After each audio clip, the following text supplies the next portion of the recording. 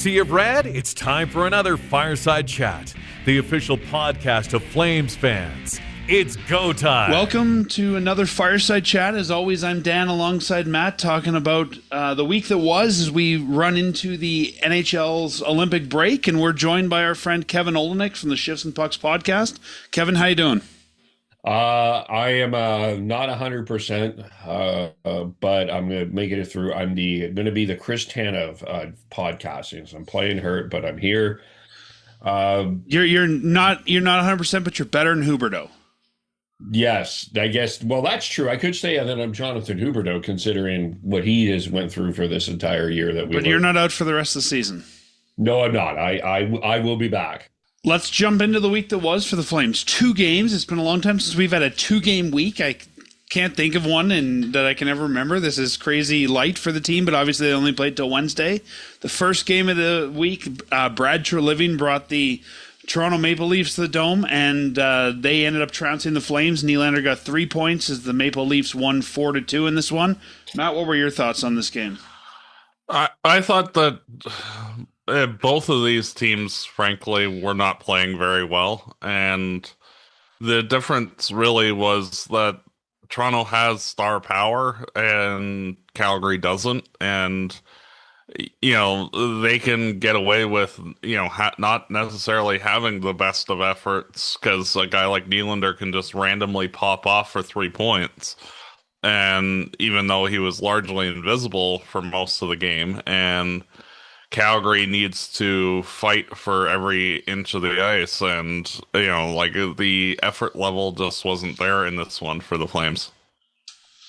Yeah, I thought that this one was, as we've said so often, right? The Flames, if they would have been engaged for 60 minutes, they would have probably got a different result, but they played like the team they are. Kevin, what was your thought on this one?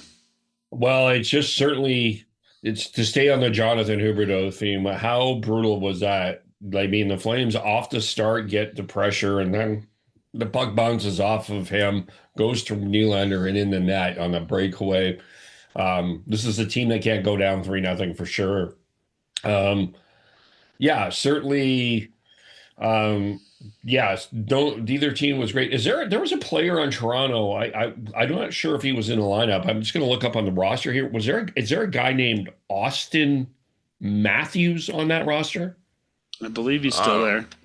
Yeah, it was hard to tell. I remember at one point seeing him on the Jumbotron and going, oh, and this was in the third period. And it's like, oh, he's actually playing tonight. It was I literally do not understand how he went from being such a dangerous player to being basically irrelevant. Honestly, the parallels between Jonathan Huberdeau and Austin Matthews are, fairly noticeable, and in how far and fast that they've declined. That was their ECHL call-up, Matthew Austins, yes. But that team, though, just reminds me of the 2022 Flames, though.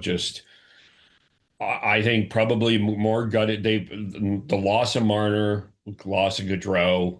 You can kind of, and not having Chris Tanev in that lineup just hurts that blue line so much. It's just, they're just not the same team without him. They're not. And, you mentioned Marner. I think that the Matthews-Marner thing and Marner leaving is an interesting parallel to what we might see in a couple of years if McDavid jumped ship from Edmonton and not having the 1-2 of him and Draisaitl, right? It's kind of, you break up the top 2 guys and one of them is no longer effective.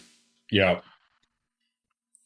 Yeah. And it's one of those, does it get to a point where the Leafs just say, well, this isn't working, and start looking at making a shift change because, they can't. It's one thing that you can get by if Austin Matthews is scoring 50 plus goals, but if he's playing like this, you're not going to be good again. We talked about this on our show last time, Matt. It's I think the Leafs are going to be bad for a long time. I do too.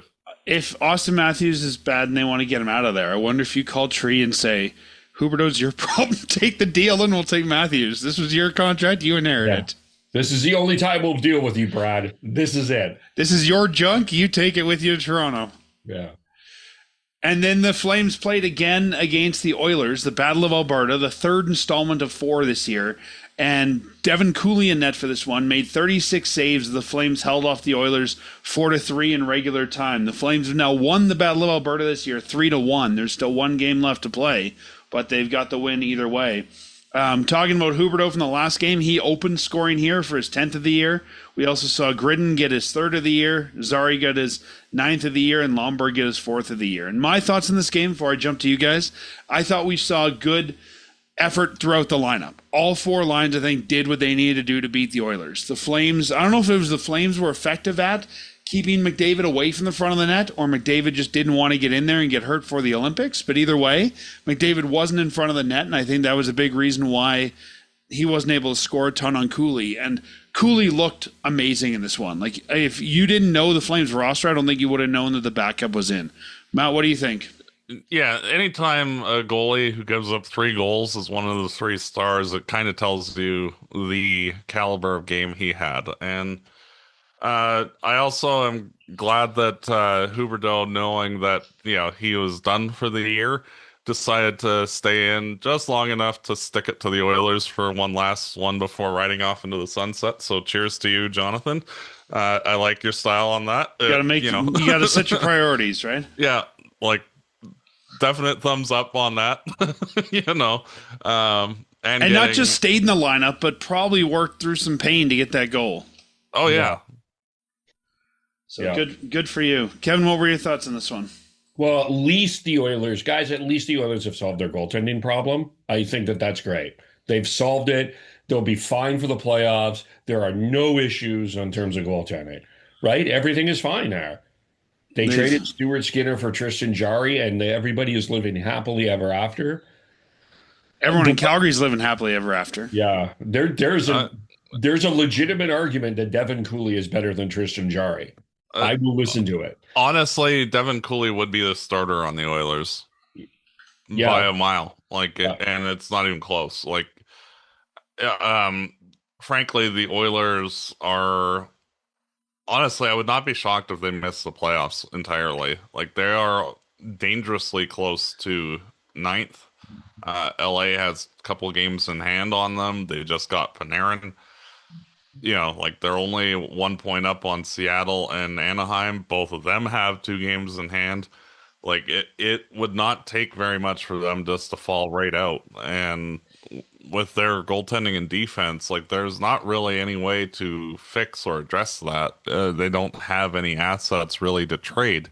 They're in a bad spot. And I won't press the button, but on the mixing board I have the Oilers Suck song as a one-click button that we can play, but we won't play it today. Yeah.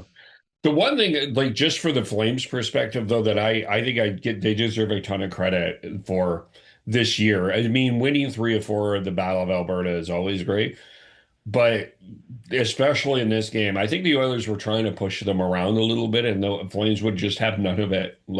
There was this team would not back down. It wasn't it's not Florida Tampa in terms of fights all over the ice, but you can see that the Oilers think that they can intimidate them with their speed and their skill, and the Flames will have none of it. There's a legitimate hatred in that organization for the Oilers, and I'm here for it. That's just wonderful to me going forward. I think it's one of the things that makes Calgary hockey fun, right? Is we got this Battle of Alberta, and I think there's very few rivalries even in this league that match it. Yeah. So going into this week, we won't do this at the end of the show, but I thought Calgary beat Toronto and Edmonton. Matt thought we would lose to Edmonton and Toronto, so we split 1-1 in this week, and neither of us wins again, as usual. Yeah. But at this point, after 56 games, the Calgary Flames have 23 wins, 27 losses, 6 overtime losses for 53 points, which puts them 3rd from the bottom in the West, with only St. Louis at 49 and Vancouver at 42 below them. Winnipeg tied with Calgary for 52, then Chicago at 53, San Jose at 58, and the wildcard teams we were mentioning earlier, Anaheim, 63, Utah 64, and Edmonton firmly in one of the top three at 64. So we talked about this last week, Kevin, but curious to get your thoughts. The Calgary Flames are pretty much a bottom 5 team now, right? Yeah. Oh yeah. They're a bottom 3 team. Really. I still think Winnipeg has some juice in them, but it looks like that is starting to fade. But to me, yeah, I don't know if they're top 3 now because New York's already below them. And I think now that they don't have Panarin, New York's probably going to fall below the Flames. The Flames will lose Coleman. Well, the Flames have lost Coleman. We'll get into the Huberdeau news. It is the Flames are going to be a bad team too as we continue through the as we get back from the Olympics. So yeah. Well, and you look at they're definitely going to be a bottom 5. You know, like the likelihood that Kadri, Coleman, and Uyghur go is not. You know, like we still have pieces that we can move out, and you know, if I'm any of those 3 players, you know, like, do I want to be here through a rebuild? And the answer is likely no. So you know, it's one of those like, yes, like the Rangers, you know, have fallen off a little bit, but you know, the Flames basically only have so many good players, and we might be getting rid of all of them. So I think it's also more likely now that we get rid of Ryan Lomberg because we know that Gavin McKenna can fill his role in the lineup. Yeah, exactly. But there's no guarantee that we're getting McKenna here, right? So that's true. But then we can find another enforcer if we don't. Yeah. I would love to see him, you know, punch somebody with the left hand while he's scoring with the right hand. Yeah. So with that, I guess let's move into some of the lineup changes that we saw this week and recently. Then the Calgary Flames had 2 additions recently. We saw Martin Pospisil come back in the lineup, as well as Zayne Parekh come back in the lineup. Both those guys played this week. I'm not really happy to see Martin Pospisil at center. I think we tried this last year and it didn't work, and I don't know why they keep wanting to go to that well. I'm fine if he wants to be in the lineup, and I think now that Huberdeau's out, and we'll talk about more of those details a little bit later, you'll see Pospisil move back to the wing. But, I mean, I don't know. He looks okay, but I don't think the Flames really missed him. Kevin, what are your thoughts on that? Well, he's definitely not a center, but right now, who else are you going to put in that position? That's the problem. Like, Rory Cairns. It's out. You put Kirkland on waivers. If I'm highly doubt we're going to see Justin. I don't think Justin Kirkland is going to wear the flaming C. I think quite likely he's going to be wearing a flaming W for the remainder of his career. Unfortunately, just my hunch there. Well, and Beecher is likely coming back after the break, so. Oh, is he? Okay. I thought he was done for the year, so that's good. That's some good news. I thought the Flames, I mean, he was okay. Like, they did seem to have a bit more bristle in their step with him in the lineup, so I will give him that. But, yeah, he's not a center, but he's probably their best option at this point, too. So, what do you think, Matt? It's one of those where necessity kind of like Pospisil deserves to be in the lineup. He is a better player than Kirkland, and at the moments that they had him, the only real spot was to be the 4th line center. So it's one of those where, like, ideal situation, he'd be a winger, but you know, it's fine. We're not good, so like, does it matter? No. That's a good point. And then if we look on the back end, we've got Zayne Parekh, who's been in the lineup now, playing with Joel Hanley as the 3rd pair. I don't know about you guys, but I felt that Zayne Parekh in this one has looked a lot, I would say, a lot more defensively responsible in a lot of ways. I don't know that he's been maybe as nervous as getting hit as he seemed to be earlier. I don't think he's still quite at the NHL level, but like Matt said, we're not doing well now. Why not put him in there? I don't think he's been a liability. Matt, what do you think? Well, exactly. And, you know, like, I remember when TJ Brody came up initially, and he was freaking terrible defensively. Like, worse than Miromanov level. Like, what are you doing?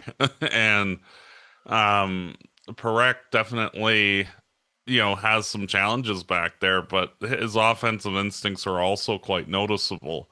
So it's one of those where you kind of have to have some on the job training and learn from things like while you're down there. And as long as he's receptive to hearing what the coach is saying, you know, it'll he will grow into a good player. It's just I still don't know if he's going to start the season next year with the Flames, but I think, he's here. You might as well embrace him for the rest of the year.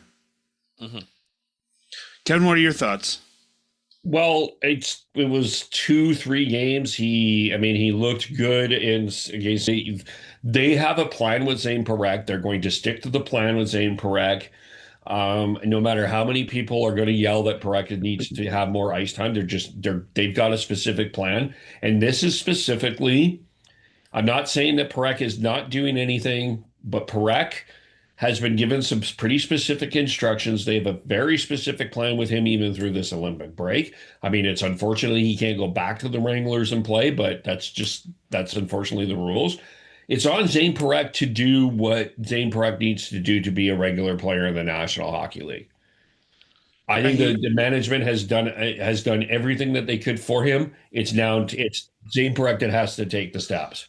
Zayne Parekh is, from what I understand, he's been told he needs to be in the gym pretty much this whole time and put on some mass. Yes. Well, and you harken back to former Flame Dion Phaneuf, who also was selected 9th overall, much like Parekh. And it's one of those where, like, Phaneuf had all the tools to be an elite player back then, and his attitude got in the way, and he refused to listen to coaches on how to take those next steps, and he basically maxed out as a rookie and then basically declined from there. And it'll be interesting to see with Parekh having a more of a personality like Phaneuf did, if there's going to be hiccups because of that, and see how things shake out as we move forward. Yep. Yeah, and we've seen some stuff with Zayne Parekh both this year and also in his junior year about some of that attitude and what we're seeing off the ice, and I think that that's something that the Flames, we saw his comments around the World Junior about maybe being managed and what he's saying to the league and things like that, and I think that there is a big part of this, like you said, with Phaneuf is going to be managing him as a person off the ice as much as it is on the ice. Yeah. It's not about, I think I've said this before and I want to remind, personality is not drama. Those are two different things. Nobody is opposed to anybody having a personality. But if you're you look at like a guy like Devin Cooley, like he is 100% personality. He is a crazy nut job, but but there is no drama there. He's just nuts, and that's fine. Ryan Lomberg is a personality, but there's no drama with him either. No, yeah. And you get both kind of the polarizing personalities and the fun personalities. Like Cooley, I think, is the fun guy. Lomberg's the fun guy. Anderson was a bit of personality with his stare downs. You need all those types to make things work. But yeah, you don't need to have the drama, and you don't need to be the bad guy. You don't need to be the heel to be the personality. No. And I think that's where, they might have to get away from that. And I think, and we've seen this, and I don't know if this is the case with Parekh, I'm guessing, but I think we've seen this in the past with a lot of these guys where they were, the big news in their small town when they're playing in the OHL. They're the top guy in that town, and then they come to a place like Calgary where now they're the low man on the totem pole, or they're not the biggest deal in town. And I think there is something mentally to kind of prepare for that. Well, and you're 19 years old, you're in a new city, you're in there's a whole new lifestyle. It is different. There is an adjustment. So we do need to give Parekh some grace with that. But yeah, all of this is on him to develop and learn. And he has there's no doubting the tools are there for him to be a legitimate National Hockey League defenseman. There's no question. I will never argue that. No. Whether it's next year or not, I don't know. I would argue that. We'll cross that bridge when it comes to it. And And then the last, I guess, news from the Flames this week, we got two guys that got sent down. We'll talk about that. But Justin Kirkland put on waivers and cleared. And I saw some people online saying they were surprised that Kirkland cleared. I think this is a case of, again, a personality, right? The Flames like Kirkland because of his nickname and some of the things he's done here. But every team has a Justin Kirkland. I'm not surprised that he made it through. Is anybody? Yeah, it's like when Dryden Hunt got put on waivers. It's like, yeah, well, of course nobody claimed him. Like, random quad A guy. Like, he's... Yeah, and we have to remind fans, as we always do, that when you claim a guy from waivers, you have to keep him on your NHL roster for the remainder of the season. So, like with Beecher, the Flames can't send him down now. They've got to keep him on the roster. So I don't see a team that would want to say yes or committing to Kirkland for the last couple months. Yeah. Unfortunately, yeah, it's... I don't think people see Justin Kirkland as a regular National Hockey Leaguer. If they did, someone would have claimed him, but they don't. Well, and honestly, like, Beecher is a better overall player than Kirkland, and is younger and has upside still. So it's one of those where, kind of the writing's on the wall, but it just makes more sense to, have the room for him. Yeah. Yeah, I mean, same thing with Dryden Hunt, right? He's like 28 and he's playing in the American League. If somebody thought that he was an NHL player, he would be on an NHL roster. Yeah. And then I guess couple AHL notes here. Gridden and Brstavich is signed to the Wranglers for the Olympic break, so they're not sitting around doing nothing during the break. They will be playing for the Wranglers. I think they played last night and probably again today, which is a smart move. You want to keep those guys going, so... back to the Wranglers for them, and also it also makes them eligible for the AHL playoffs as that's well. True. So yeah, that's a good point. And then also an AHL trade this week for the Flames. Kind of a weird one here. I think just two guys who need different scenery. The Calgary Flames have traded defenseman Jeremy Poirier to Dallas for defenseman Gavin White, and they're both the same age. They're both 23. White has recorded 5 points in 23 games with the Texas Stars this year. In 118 AHL games, he's totaled 27 points. He made one appearance in the Calgary playoffs, registering 1 assist in 6 games. He's 6 foot, 185 pounds from Brockville, Ontario. So this to me just feels like two guys that maybe need a change of pace. Well, and it's one of those where, like, Poirier was not going to get re-signed by the team, and I'm gathering White was not going to get re-signed by Dallas, so why not flip them for each other? They're basically the same defenseman. Give them the 20-game tryout, see how they do. Are you going to be a worthwhile veteran to keep for next year, or just move on and... who cares, basically? Organizational depth. Yeah, I mean, you might as well, if you know you're not going to re-sign Poirier, try another guy in that role. And if it doesn't work, you lose nothing. You're still going to lose that role and probably sign a free agent. If it does, great. Keep him around. Yeah. Where are you going to really put Poirier in this? I mean, it looks like, Kuznetsov has cemented a spot in the top 4. You probably want to have a look at Moran at some point. I think that the Flames are really impressed with Messier Phillips. I think there's probably still some project in that, but I imagine that they're going to be really, I suspect, actually wouldn't be surprised if Phillips passed Poirier in terms of some sort of depth slotting. You got Artem Garishnikov that I think you probably want to see where you're at with him. I'm not sure if they want to see him in the NHL, but there's just a lot of left side defensemen that have passed or around that Jeremy Poirier situation. And Poirier also lost a year of development, right? He was out for a whole year. And I think that I was high on Poirier. I thought we should at least get a look at him this year being his age. But I think that because of that lost year, he doesn't seem like he's made up the time. I think it's time to probably, move on from him. Yeah. And I think, there's Nick Sissick down there too. They're not going to take a look at, but not everyone in the AHL needs to become an AHLer. You need good AHLers as well. And I think that Gavin White might just be that, he's a right shot guy. I think he might just be a good AHL player. Yeah. Yeah. I think the big story this week for us to jump into is the Jonathan Huberdeau surgery. So he's been playing through some hip pain. And Craig Conroy said this week that Huberdeau has been managing his hip-related symptoms with injections throughout the season.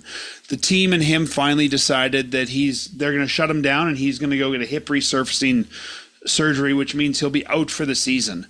I think, guys, this probably explains a lot of why we've been disappointed with Huberdeau. I mean, you need your hips to be an NHL player, and as Shakira reminds us, hips don't lie. And I think that, if you're having trouble skating and moving and that sort of thing, no wonder you're not looking good.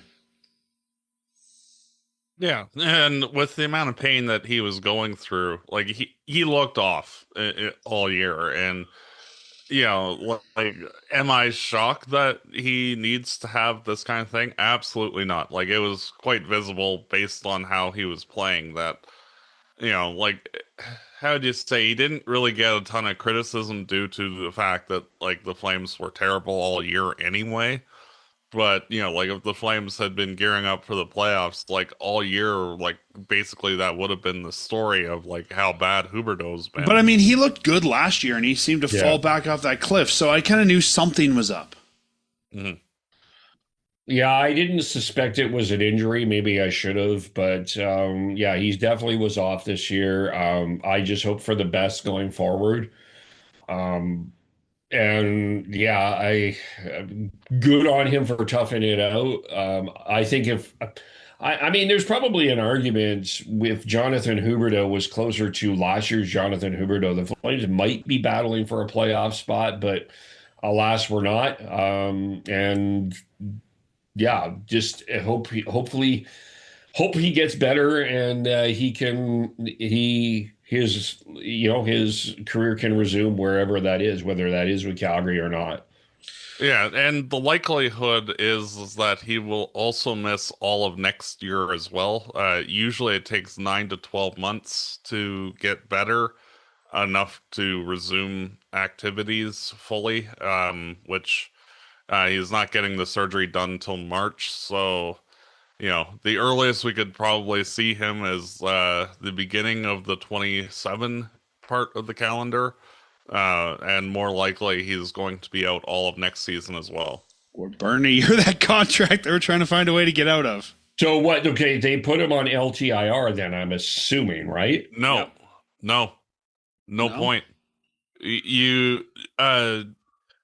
Like the Flames need to hit the cap floor, and honestly, having the 10.5 on the books is actually more important. But he's also then taking up a roster spot, isn't he? Yeah, that's what confuses me then.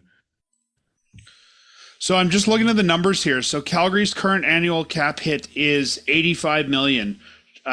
The floor is 60 something. So even if they took $10 million off that, it also depends on like future trades for Coleman and Kadri and that's true. Uyghur. So that's where, like, I wouldn't be rushing to put him into LTIR yet until after the trade deadline and see. Yeah, I would assume it would be either A, after the trade deadline, or B, the start of next year that they do that. Mm-hmm. So with him out and with Anderson out, we're losing 2 of our 4 alternates. Who would you guys give those A's to? One has to go to Ryan Lomberg. I think so. He's been part of that leadership group. It's been the 6 plus Ryan, so I think you got to give one to him.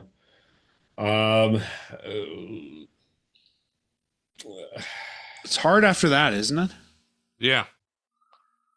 Honestly, that would be the only guy on my list that makes sense. I mean, you only need 2 alternates, and they've been doing this thing where they have 2 at home, 2 on the road. So I think if you were to do Kadri, Uyghur, and Lomberg, I think you'd be fine with that. Do one of them in Lomberg at home and one of them in Lomberg on the road. I'll toss a name into this conversation.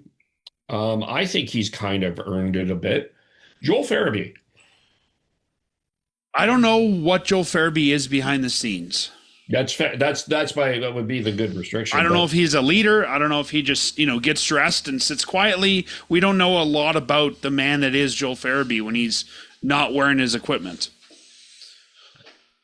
That's true. That's totally fair. But I think he's been one of the harder working Flames of this year. So that's why I would consider that. Like, it's very rare that I've seen Joel Farabee be criticized for his work. He has worked hard every night, even if it hasn't been effective. That's fine. But Matt, who would you put it on? Another potential possibility is Kevin Ball. that's true. That's a good one, actually. Just to because like even if they decide to trade Uyghur or White Cloud, Ball's not going anywhere either way.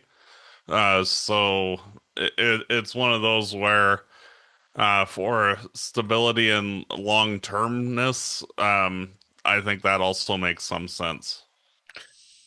Yeah, I think Farabee and Frost both kind of your veteran guys if you're going by tenure. I think if you're planning to keep White Cloud, it makes sense to put on White Cloud. He's got a cup as well. The other name that kept coming into my head, but again, I don't know what he is in the locker room, is Sharon Govich. No. Nope. Nope. Nope. Sorry. I'm pretty adamant about that one. Why is that? I think Sharon Govich has taken too many shifts off in his career for the Flames to put a letter on him. Has he taken more off than number 10? Yes, actually, he has. Think so? Yeah. Yes. Okay. I just think he's been too inconsistent. Like to me, I would put Adam Klapka ahead of Sharon Govich, and if you want to put if we had to list people down, Klapka would be ahead of Sharon Govich for me on that. And I actually have to agree. Yeah. Yeah, I can see that. I wouldn't even think about Klapka just because I think that, it's really his first full-time season. Yeah. The other thing about Kevin Ball, though, just to pack up Matt here, if you plan Parekh and Ball, I think it's very interesting if you put the A on Kevin Ball, how Zayne Parekh would. I do think that's a subtle. You need to step up here to Parekh. Like we're putting you in a pretty important position. I actually like the idea of Kevin Ball. The more I think about it. Yeah, well, we'll see what happens with it. So I guess talking about this surgery, before I ask my next question, I got a list of the guys here. This comes from actually the win column on Twitter, but I'll share it. The guys who've had the same surgery and how they did after that. So Patrick Kane had this surgery. He successfully returned. John Klingberg had the surgery, returned though much worse as a player. Ed Jovanovski had the surgery, played 37 more games. Nick Backstrom played 47 more games. Ryan Kessler never played again, and Carl Hagelin never played again. So even if we get Huberdeau back in the lineup, this might be the way out of this contract Calgary's been looking for.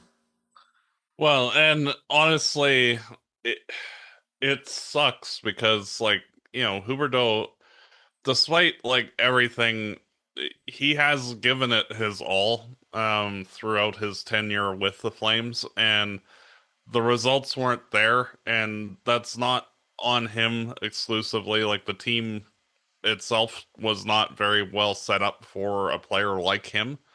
And we saw that last year, he had 30 goals, the talent was still there. It is disappointing that he doesn't get that chance to have a redemption arc if this ends up going the same way as guys like Backstrom and Jovanovski and Kessler and Hagelin. And we'll see. He's not going to be in the lineup probably all of next year or most of next year. At earliest, it'll be a trade deadline type acquisition by the team. And who knows how he will play at that point. He's already not worth $10 million. He's going to be worth a lot less when he comes back. And quality of life also matters, and getting this done so he doesn't have to deal with that level of pain on a day-to-day basis is a huge thing. So I'm hoping for the best for him as a person, and whether or not he comes back, plays for a little bit, and then has to be LTIR'd or not, it's kind of besides the point, and we'll figure that out when we get there. Yeah, I mean, I don't want to disparage him by saying they want a way out of this contract, but I think we've all known Huberdeau wasn't working out here. And, I mean, it's sad that he's going through this. This is a life-changing thing, but, this is going to free up a roster spot. Well, and that's also a very good opportunity for insert name of young player here to get a shot in the top 6.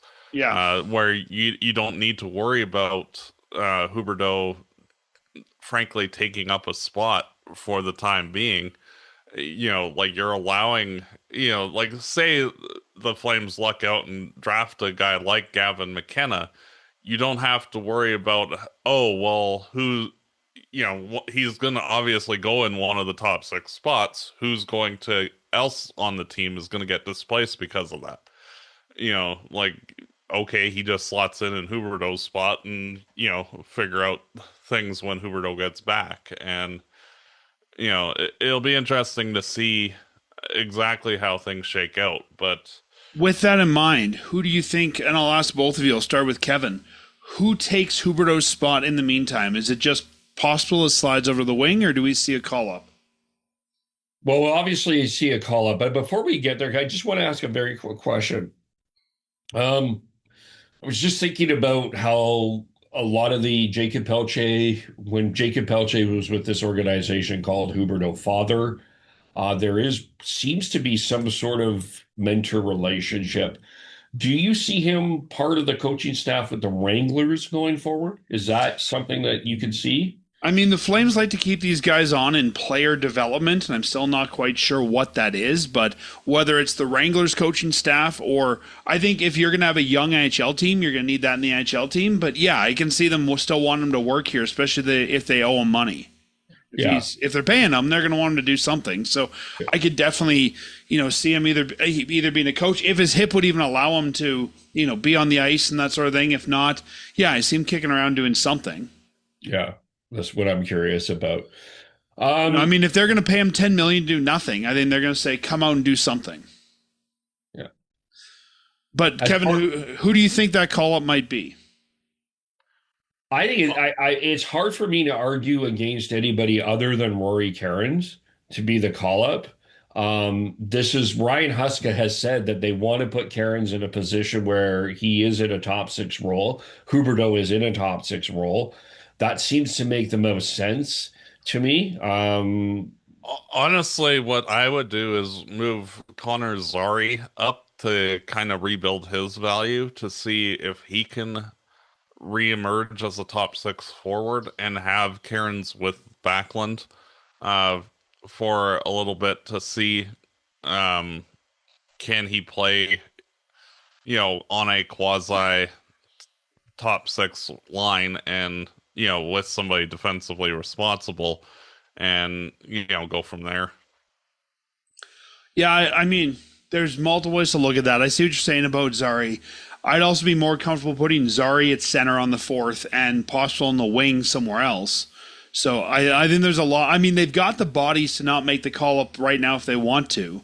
But I think that, I think you'll probably end up seeing, I think Cairns, but I also think if you're looking to fill a bottom 6 role, Stromgren's another guy to take another look at.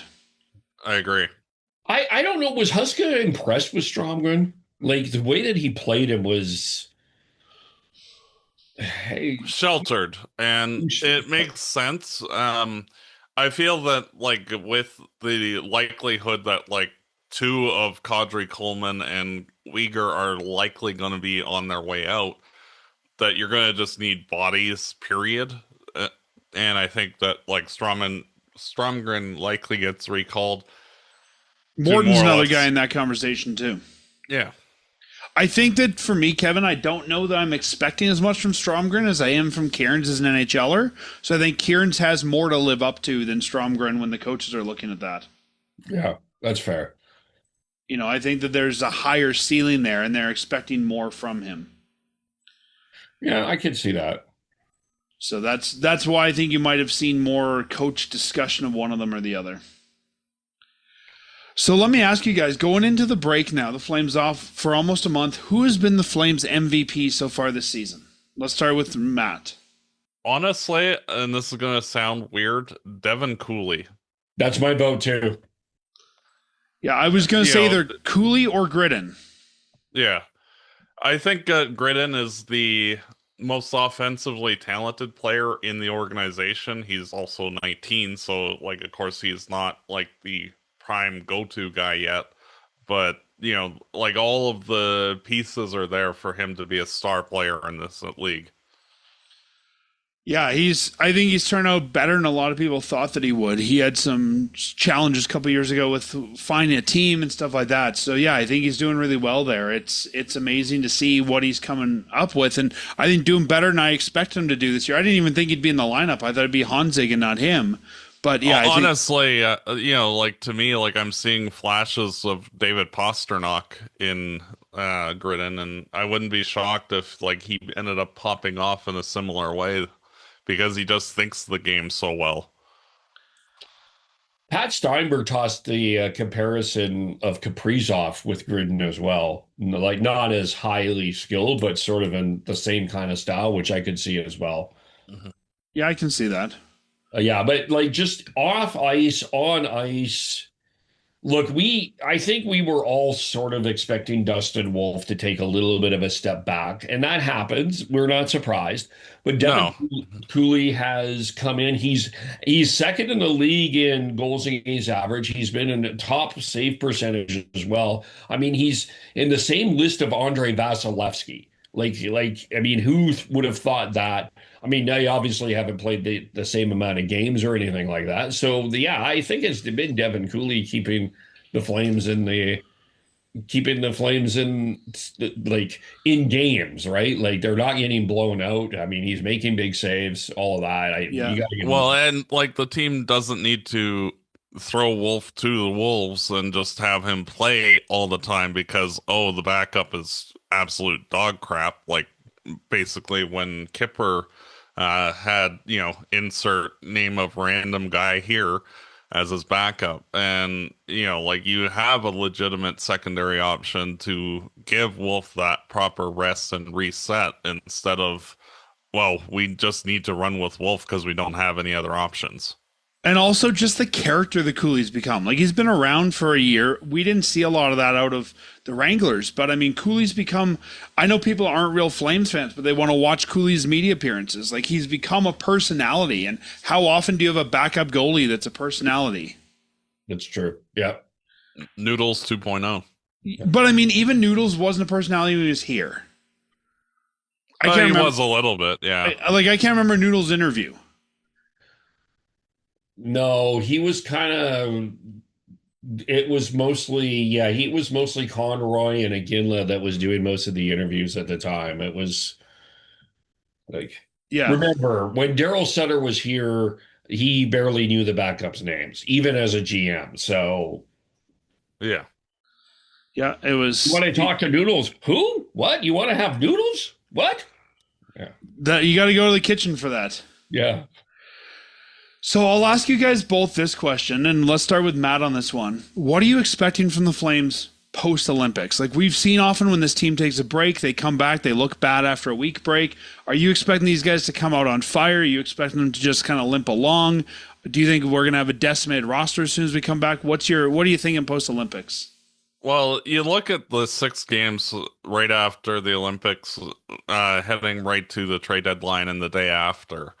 And you have San Jose, who's fighting for their playoff lives, LA, who's fighting for their playoff lives, Anaheim, who's fighting for their playoff lives, Dallas, who is one of the 3 best teams in the NHL, Ottawa, who's fighting for their playoff lives, and the Carolina Hurricanes, who are the best team in the East. Honestly, if the Flames win one of those games, I'll be surprised, frankly. And it's not due to the Flames struggling. Like all of those teams are awesome, and they're going to have to be at 100% right from the opening puck drop to even have a chance against any of them. And I don't know, like especially with the trade freeze coming off, like Conroy's going to be working throughout the break to figure out trades for everybody, and I'm sure that there is a good percentage chance that like certain things will happen before we even get back to playing. Not only are those teams, like you said, good, but they are also teams that are playing for something. Yes. Where Calgary's in shut it down, let's play the kids mode, and that's not really a recipe for success on our end.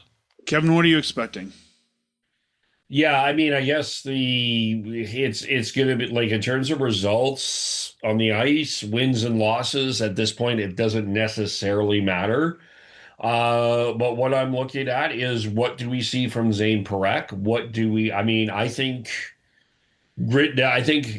suspect it is Gridden's last appearance wearing a flaming W. I think that his career is going to stay with the Flames after that.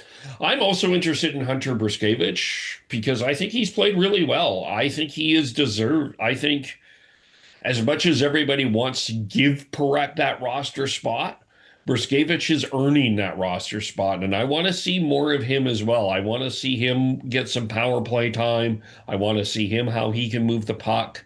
Um, and yeah, I guess we'll see what happens. I don't think Uyghur's going to be traded until the offseason, but Kadri, Coleman, they're probably both on the table here, and we'll see what the call-ups are and how this team looks going forward. But in terms of results, I'm not expecting that. I am expecting there is a Flames Canucks game going on, I believe, in April.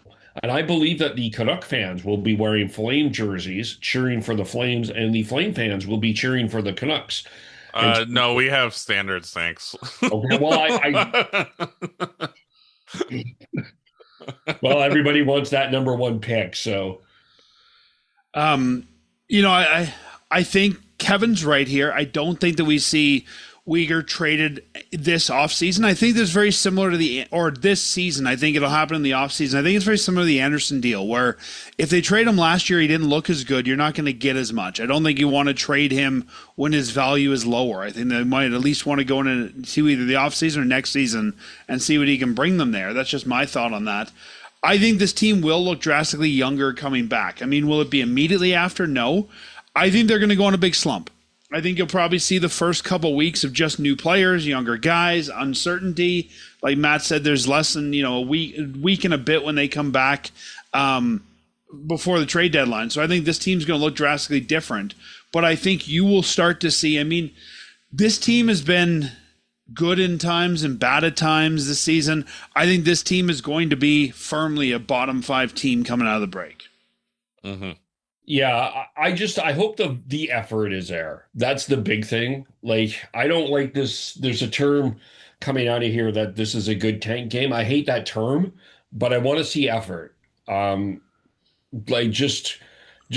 I mean, that has certainly been an issue in Vancouver right now. Just the effort every night is not there. You cannot say that necessarily with the Flames. They are battling every night. So, and I think also because of that, Kevin, I think you will see, even the GM who said that's part of what he wants their identity to be. I think you'll see Conroy say, "Hey, if you're not giving us the effort, if you're one of the young guys, down you go, and we'll find somebody else." Yeah. Well, and you also have to look at like the entirety of the Flames schedule, and like 12 of the last 13 games are against teams that are both in the playoffs or like right there, fighting for their lives. And with a lot of games against like Colorado, like all 3 of the times we play Colorado are in the last 13 games of the year, and it's not going to be an easy stretch for this team. Even if they were, a good team, like it would be murderer's row, basically post the Olympics, and like the odds of the Flames, like say they were where Edmonton is, like like I would be highly questioning whether they'd make the playoffs.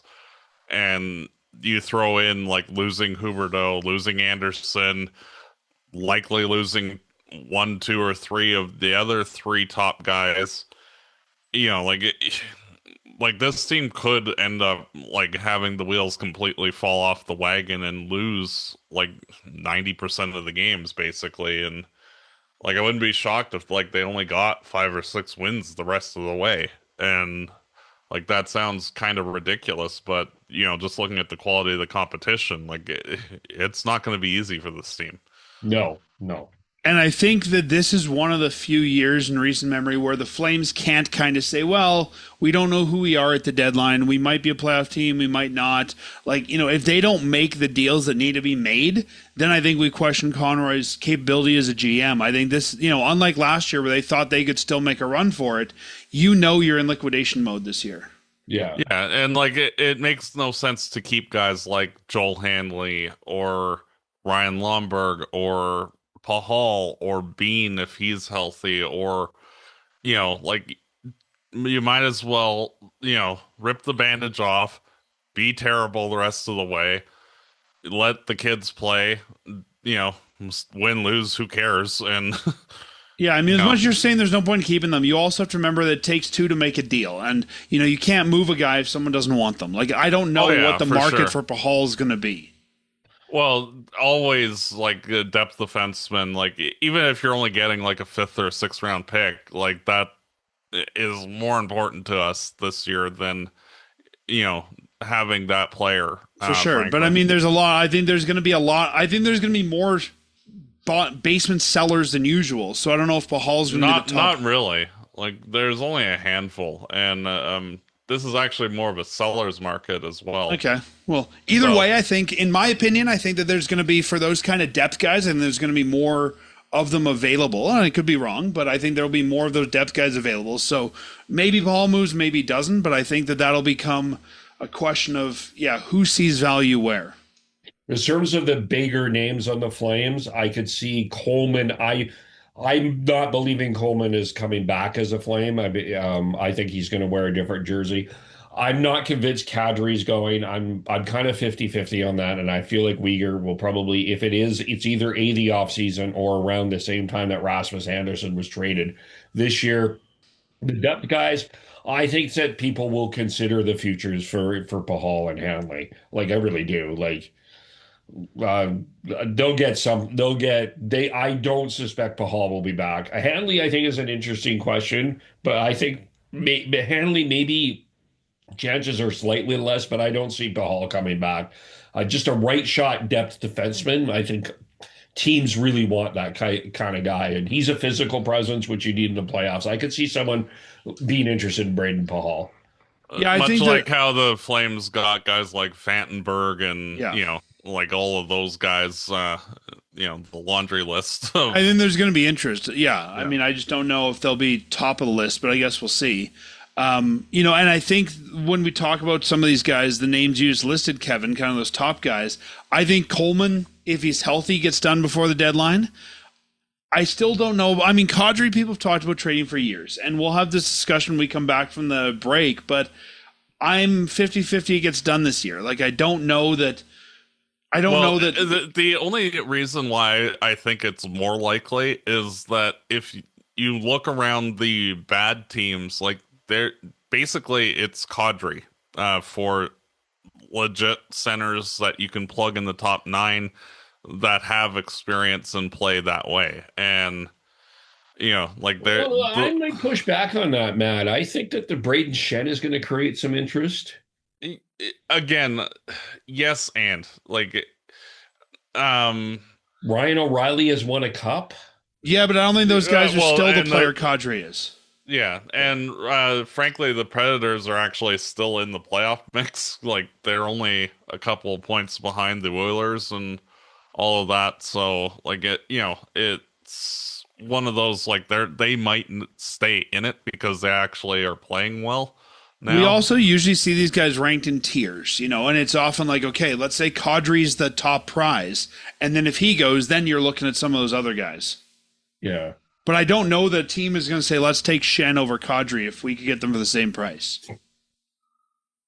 It depends. Shen is younger than Kadri, remember, and we'll Anyway, go ahead, Dan. You're kind of... I think that Uyghur, if he gets done, doesn't get done this season. I don't know about Kadri. I think Coleman does. And I think that the other players, I mean, again, if you've got someone who's interested, take it. but we still need bodies at both the AHL and the NHL levels. So while, there's some merit to say ship them out if there's a deal, I think that we might end up with more guys here than we think just because we need somebody to play the games. Yeah. And I don't know Hanley's 33, and I think, yes, somebody might take him now, but I wonder if there's and this is why I was saying earlier, I don't know if Hanley's going to be as desirable. I wonder if there's a younger option you could find somewhere for this year and then try to bring Hanley in, in the off season. Yeah, there doesn't seem to be a lot of interest always in left shot D right now. It's right shot D that people are interested in too. And I think with Pahal, he also hasn't played a lot. Like, I forgot he was a Flame for a while. So, I wonder if teams are going to say, well, if he's not cracking the regular lineup in Calgary, how much value is there? Yeah. Well, and to be fair, the Flames, like, the only area that they're exceptionally good at comparatively is their defense. So, I was going to say their goaltending.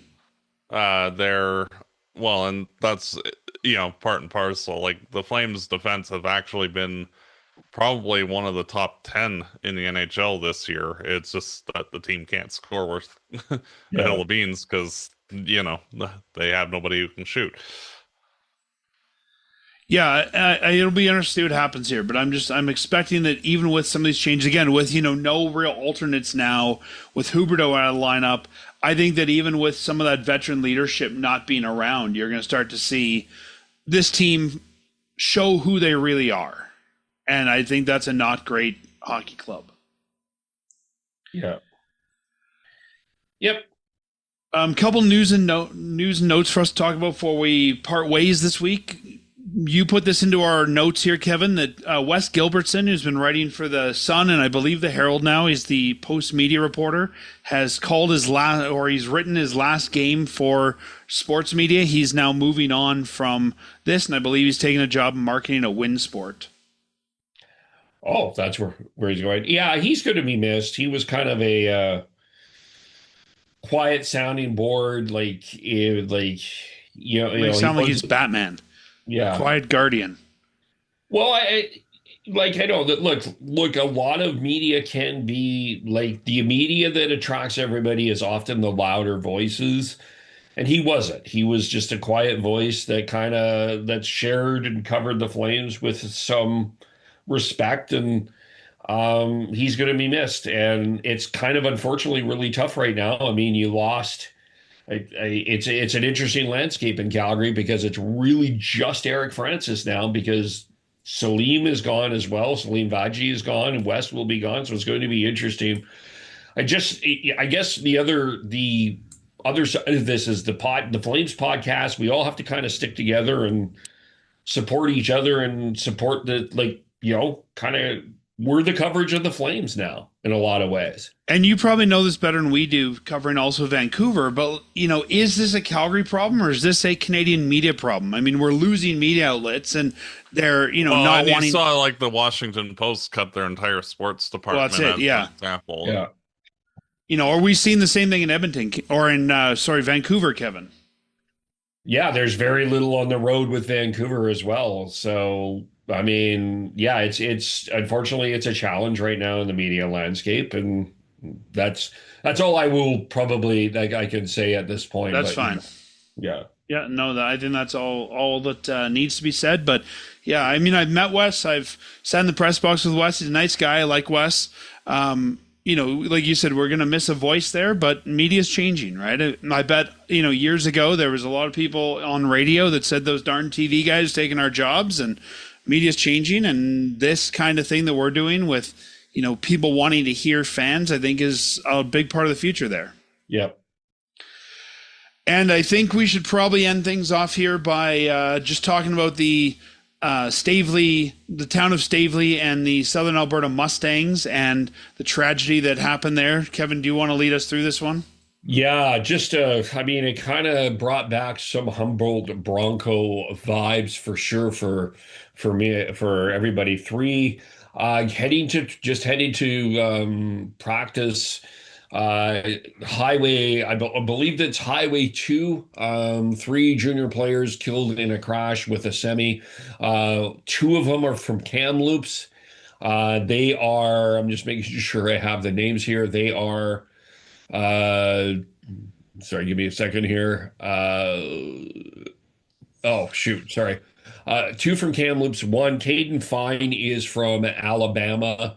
That I just feel for that family going through that. How about that, kid just moving to another country and unfortunately passing Forward away. JJ Wright from Kamloops and goalie Cameron Casoro, also from Kamloops. Yeah, it's just a heartbreaking situation, and it's just a thoughts with the Southern Alberta Mustangs, and my traffic anchor goes in here. You just gotta. I'm not blaming anybody, but it's a good reminder when you're driving around semis. You do have to be careful. They're very large vehicles. I did also want to point out there was a collision involving a girls hockey team in Denver. It's the Southern California Ice Flyers. They had a collision. They had a number of injuries, and their driver passed away. And he was the father of one of the girls that played with the team, and they won a tournament this week. So I wanted to shout them up. That's the Southern California Ice Flyers. They won a tournament in Littleton, Colorado this week. So I did want to I didn't hear about that one. What's that? I didn't hear about that one. Yeah, that happened last week as well. So tough news in the hockey community for sure. That's just brutal. And boy, did it give me Humboldt Bronco vibes, but yeah, I think that the hockey community really came together after the Humboldt Broncos thing. I think the community came together after the Goudreau passing, and I'm hoping that this will, especially going into the Olympics, I think it might bring a little bit more of the hockey community together as we celebrate some great hockey there. Yeah. But with the Olympic talk, here on Fireside Chat, we will be taking some time off during the Olympics. We won't be broadcasting again until early March, so don't check your feed over the next couple of weeks. You won't be seeing us there because we got nothing to cover, but we will come back after the Flames have resumed play in March. Kevin, what are you guys doing over at Shifts and Pucks? Well, we've got two Olympic previews, one with Sean and Tyler and I, and then I interviewed Peter Loubardias, former Flames broadcaster, Mr. Canada, talked about the tournament and what he's going to expect. So that will be coming out hopefully by Monday. And we're probably going to recap the Olympics. I've been saying this everywhere. I have rebuild fatigue. You've got the Flames in rebuild mode. You've got the Canucks in rebuild mode. I think Jets are talking rebuild. The Leafs are talking rebuild. Like it's getting so tiring. It's going to be exciting to actually talk about teams that actually win hockey games. So we're looking forward to that. And so that means you're covering Slovakia, right? Yeah, exactly. So we'll kind of be keeping an eye on that. Shiftsandpucks.com, Facebook.com, Shifts and Pucks, YouTube.com, Shifts and Pucks, and subscribe wherever you get your audio, and the Hockey Podcast Network. And for the Shifts and Pucks listeners, since this will be on both feeds, you can find Fireside Chat, me and Matt, at firesidechat.ca or anywhere you get your podcasts. Yep. Do we want to preview the three games for our next show? The Sharks, Kings, and Anaheim?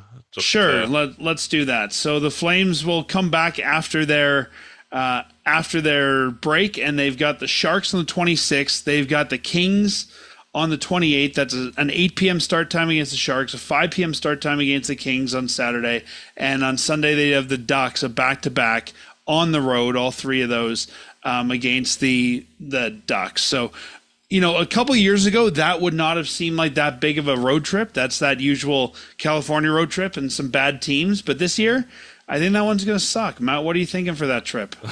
Honestly, 0-3. And I'm not trying to be mean. All three of those teams are fighting for the playoffs, and the Flames are not. So, yeah. Kevin, what do you think? Yeah, unfortunately, I got 0-3 too. Macklin Celebrini will be celebrating in the Gold Medal in San Jose. He's going to have a big game. LA and Anaheim are fighting for playoff spots. LA's got Panarin. He's going to be ready to go. And I think all three of those teams as well rested. Yeah, are going to be a challenge for the Flames. I mean, they don't have a ton of guys, any of those in the Olympics. So you have very rested teams. I don't want to say 0-3, but considering my earlier prediction, these guys are going to stumble. Sure, I'll go 0-3 as well. We'll go losses all the way around to come back. Yeah. And optimism. yeah, I mean this is usually the parents' trip, the California trip here, but I think we can't even get parents on the road. We're just gonna have to try and get all the guys back on the road. Yeah. Well, they had their father's trip in Vegas, Utah, right? So yeah, they did, and I think they usually do the moms in Vegas and the dads in California. Yeah, right. Well, and that's because the moms got banned from Disneyland. So, now they can slowly ban by each property on the strip. Yeah. And you know what? Who knows? Maybe some of them are already over in Vegas. They got a month of time to kill. Yeah. Yep. All right, gentlemen, we'll have a great Olympic break, and I will talk to you both probably sometime in March. Sounds good. And as always, go Flames, go. Fireside Chat is hosted by Dan Stevenson, co-hosted by Matt DeBorg. This episode produced and edited by Peter Marino. Fireside Chat is licensed under Creative Commons license. For full license details, visit firesidechat.ca.